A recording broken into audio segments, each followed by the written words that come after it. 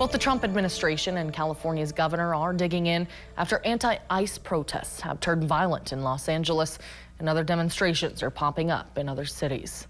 National correspondent Matt Galka has the latest from Washington.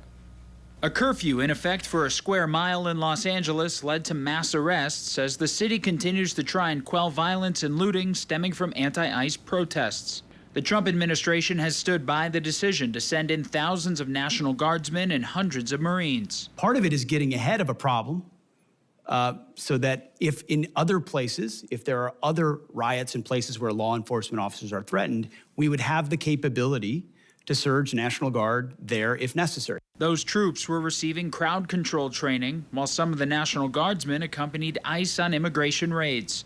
The Department of Justice announced 2 people were charged in Molotov cocktail attacks on law enforcement during the riots. The Department of Homeland Security posted that one of the suspects was previously deported.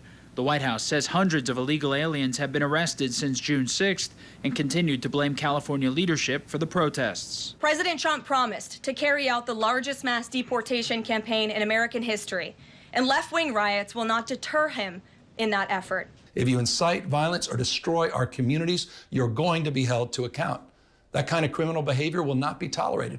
California Governor Gavin Newsom denounced the violence and continued to resist the federal intervention. And he accused the president of making the situation worse. Democracy is under assault before our eyes. This moment we have feared has arrived. You've got the state versus the federal power.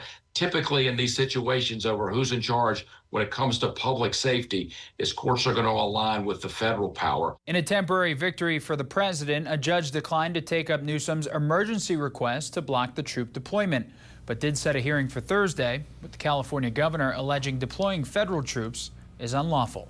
Reporting in Washington, I'm Matt Galka.